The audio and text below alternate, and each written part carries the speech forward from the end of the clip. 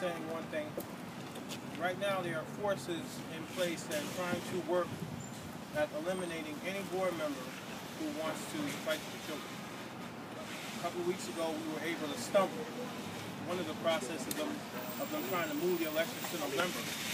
And the only reason they want to do that is so that they could keep people in certain places to prevent the advocacy of what's taking place right now. Because there's some of us on the board right now who are speaking up and are making our voices known, and it's causing a lot of aggravation because then people are going to have to do their jobs, you know? I think that just kicking kids out of school is ridiculous. And we need to work on a different type of strategy to keep our children learning and keep them in class, no matter what they do, unless it's something so egregious that they can't stay in school. We need to figure out a way to keep them there so they can continue learning. It's been proven through statistics and reports that suspending children will not help them improve in school. In fact, it will cause them to backtrack and end up dropping out of school. So I think that suspension, that whole system is overrated. They need to eliminate it for the most part, and we need to change the strategy. If a child is not behaving in class, there should be a room that they're taken to where they can get more one-on-one educational instruction.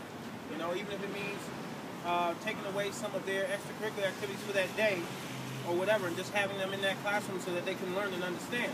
But just kicking them out of school is not helping them. You can see our streets, they're turning into a zoo. Why? Because the children are frustrated. They feel like, you know, when I talk to children from the youth corps or the youth build program, the first thing they tell me is the reason why they left school is because they felt like teachers there didn't care. Like they were just there for a paycheck. And we know there's two sides to every story, but we know for the most part, a lot of that is true. A lot of teachers will just throw kids out of the classroom or suspend them because they got a problem with the kid or they don't want to deal with the kid. If a teacher's having an issue with a student, why don't you sit down with their parent? Why don't you sit down with the administrators in the school? Suspending them shouldn't be an option. When I walk the street during the day, I see a lot of children walking the street with their uniforms on. I see kids at McDonald's, I see kids at Wendy's, just sitting there eating food and playing around on their cell phones when they should be in school.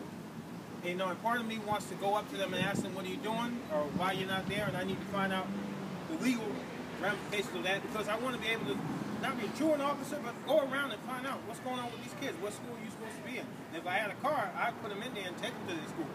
Because we have to take aggressive steps to make sure our kids are learning. My children are small, but they know they better never let me hear that they're not in school when they're supposed to be. Because life is too difficult when you don't have a proper education.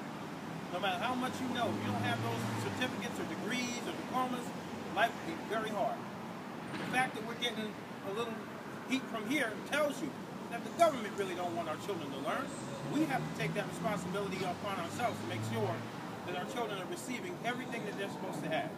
Why? Because the more children don't get educated, the more children end up in jail and the more money they make off it. So what we need to do is advocate for our kids, because nobody else is going to do it if we don't do it.